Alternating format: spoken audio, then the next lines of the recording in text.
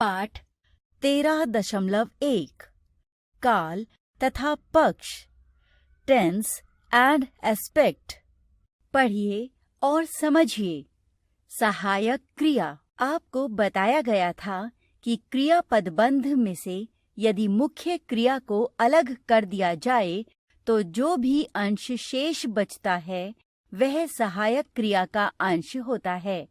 जैसे लिख रही है, लिखती है, लिखेगी, लिख चुकी है में से मुख्य क्रिया लिख को अलग करने के बाद क्रमशः रही है, तो है, एगी तथा चुकी है अंश बचते हैं जो सहायक क्रिया के अंश हैं। सहायक क्रिया की रचना काल, पक्ष, वृत्ति, वाच्य आदि के प्रत्यय लगाकर होती है। इस अध्याय में हम काल तथा पक्ष के विषय में चर्चा करेंगे।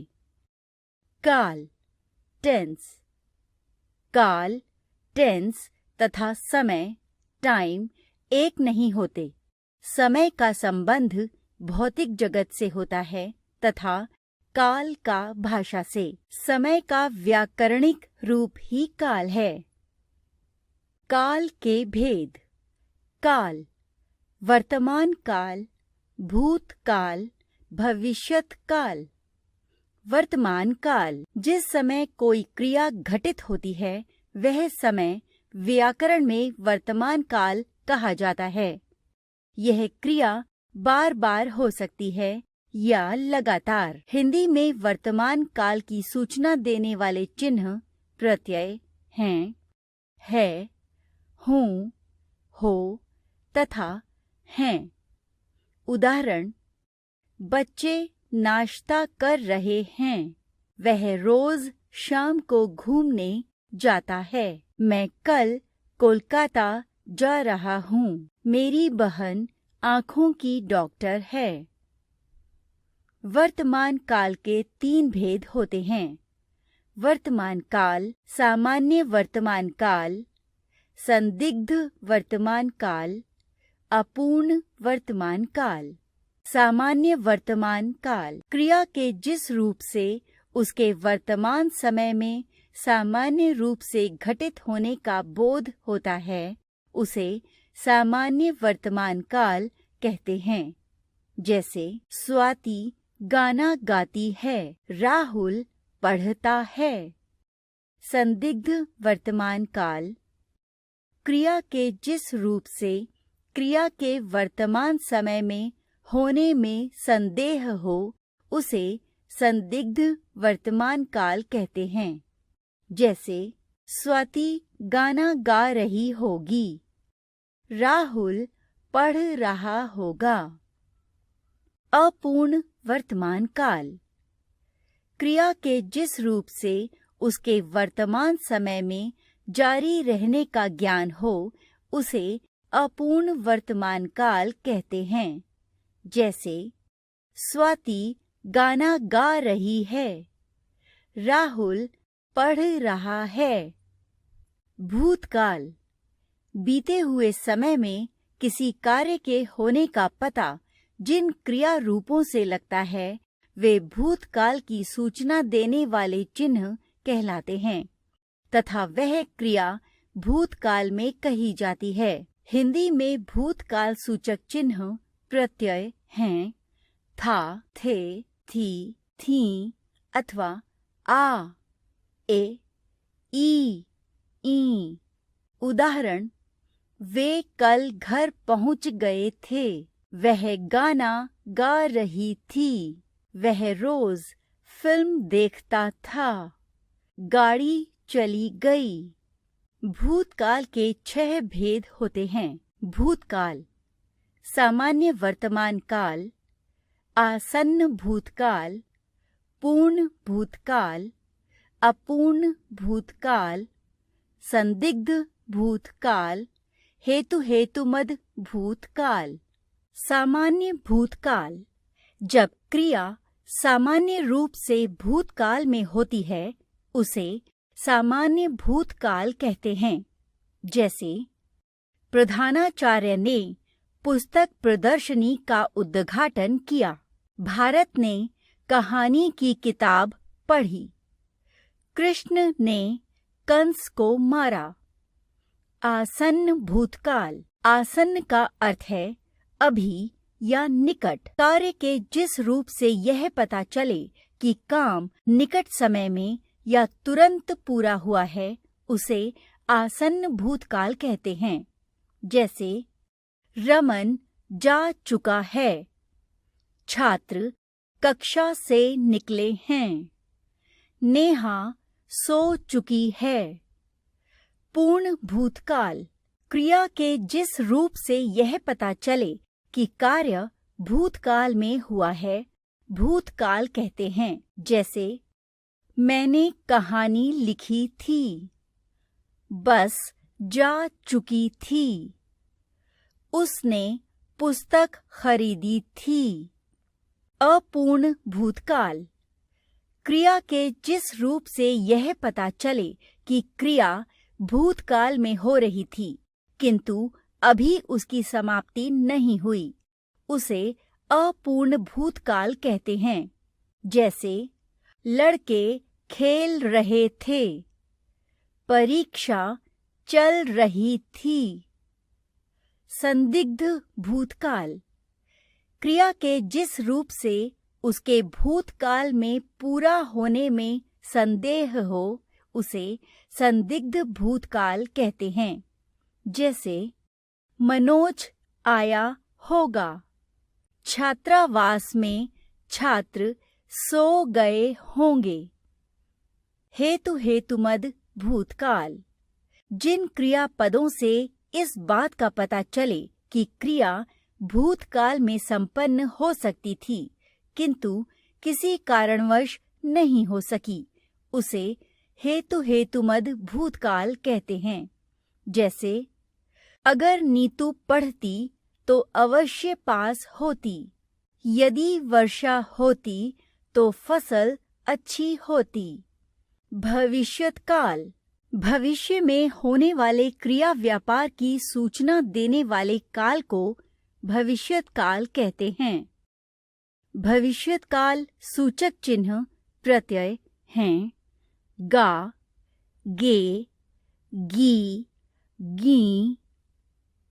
उदाहरण, मैं तुम्हें लेकर ही जाऊंगा। आप मेरे यहाँ कब आएंगे?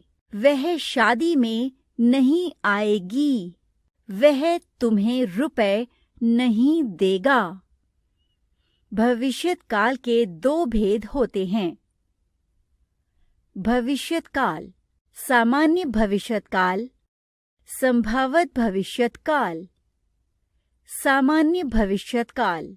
क्रिया के जिस रूप से उसके भविष्य में सामान्य रूप से होने का बोध हो, उसे सामान्य भविष्यत्काल कहते हैं।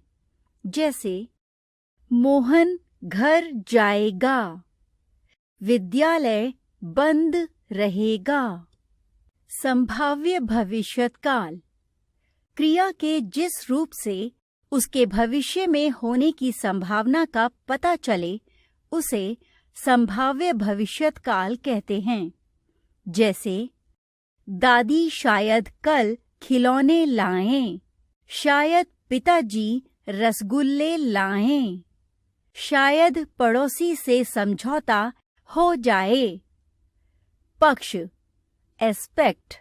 क्रिया के घटित होने से हमें क्रिया के काल का पता चलता है, पर ध्यान रखिए जब भी कोई क्रिया घटित होती है वह कुछ न कुछ समय अवश्य लेती है। जैसे बच्चा ताली बजाता है। वाक्य में ताली बजाने की क्रिया आरंभ हो चुकी है और हो सकता है इसमें एक क्षण का समय लगे, जबकि बच्चा रो रहा है। वाक्य में रोने की क्रिया में हो सकता है 1 घंटा लगे। कहने का अर्थ यही है कि यदि कोई क्रिया शुरू हो जाती है तो वह कुछ न कुछ समय अवश्य लेती है।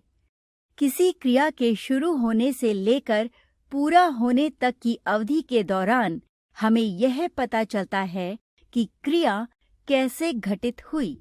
सहायक क्रिया के वे अंश प्रत्यय जो यह सूचना देते हैं कि क्रिया कैसे घटित हुई पक्ष सूचक अंश कहलाते हैं। पक्ष से हमें क्रिया की पूर्णता, अपूर्णता या निरंतरता आदि की सूचना मिलती है। हिंदी में प्रमुख पक्ष 3 हैं। आवृत्ति मूलक पक्ष या नित्य पक्ष। आवृत्ति रिपीटेशन का अर्थ होता है किसी कार्य का बार बार होना, और नित्य का भी लगभग यही अर्थ है कि वह कार्य बार बार या रोजाना होता हो। सहायक क्रिया का वह अंश जो क्रिया के बार बार होने या नित्य होने की सूचना देता है, आवृत्ति मूलक पक्ष का अंश कहा जाता है।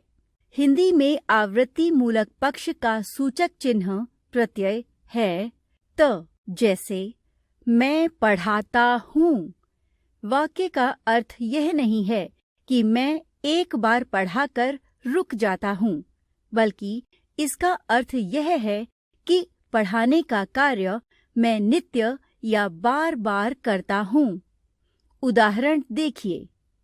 वह गीत गाता है। माता जी भोजन बनाती हैं। हम फिल्म देखते हैं। सूरज पश्चिम में डूबता है। ये सभी वाक्य वर्तमान काल आवृत्ति मूलक पक्ष के हैं। आवृत्ति मूलक या नित्य पक्ष वर्तमान काल तथा भूतकाल दोनों में हो सकता है। जैसे मैं पढ़ाता था। इस वाक्य का अर्थ यह है कि भूतकाल का वाक्य होने के कारण पढ़ाने की क्रिया अब समाप्त हो चुकी है। अब नहीं पढ़ाता, लेकिन त प्रत्यय यह बता रहा है कि जब तक पढ़ाया, बार बार पढ़ाया या नित्य पढ़ाया। अन्य उदाहरण देखिए। हम फिल्म देखते थे। वह शाम को टहलने जाता था। सातत्य बोधक पक्ष। सातत्य शब्द सतत शब्द से बना है, जिसका अर्थ है किसी कार्य का लगातार होना। अंग्रेजी में इसे कंटिन्यूअस एस्पेक्ट कहते हैं और इसका चिन्ह इंग होता है। हिंदी में इसका चिन्ह प्रत्यय रह है। जैसे बच्चे नहा रहे हैं। वाक्य में रह से यह अर्थ निकल रहा है कि नहाने की क्रिया लगातार चल रही है। यह पक्ष भी वर्तमान काल तथा भूतकाल दोनों में हो सकता है। जैसे वर्तमान काल सातत्य बोधक पक्ष, घोड़ा दौड़ रहा है। भूतकाल सातत्य बोधक पक्ष, घोड़ा दौड़ रहा था। लड़कियां नृत्य कर रही हैं। लड़कियां नृत्य कर रही थीं। वे ताली बजा रहे हैं। वे ताली बजा रहे थे। हम लोग चाय पी रहे हैं। हम लोग चाय पी रहे थे। पूर्ण पक्ष। जहाँ कार्य पूरा हो जाता है वहाँ पूर्ण पक्ष होता है। अंग्रेजी में इसे परफेक्ट एस्पेक्ट कहते हैं। यह भी वर्तमान तथा भूतकाल दोनों में हो सकता है। जैसे वर्तमान काल पूर्ण पक्ष, हम बाजार हो आए हैं। भूतकाल पूर्ण पक्ष, हम बाजार हो आए थे। मैंने काम कर लिया है। मैंने काम कर लिया था। प्रेमचंद ने बहुत से उपन्यास लिखे हैं। प्रेमचंद ने बहुत से उपन्यास लिखे थे। हमने सीखा क्रियापदबंध में से मुख्य क्रिया को निकालने के बाद जो अंश शेष बचता है उसे सहायक क्रिया का अंश कहते हैं। सहायक क्रिया की रचना काल, पक्ष, वृत्ति, वाच्य आदि के प्रत्यय लगाकर होती है। काल समय का व्याकरणिक रूप है तथा हिंदी में 3 काल होते हैं: वर्तमान काल, भूत एवं भविष्यत काल। जब कोई क्रिया घटित होती है तब वह कुछ न कुछ समय अवश्य लेती है। समय के संदर्भ में क्रिया कैसे घटित हुई, इस बात की सूचना देने वाले जो प्रत्यय क्रिया में लगते हैं वे पक्ष सूचक प्रत्यय कहलाते हैं। हिंदी की क्रियाओं में 3 पक्ष मिलते हैं: आवृत्ति मूलक पक्ष, सातत्य बोधक पक्ष तथा पूर्ण पक्ष। पक्ष सूचक प्रत्यय वर्तमान और भूतकाल दोनों कालों में लगे रह सकते हैं।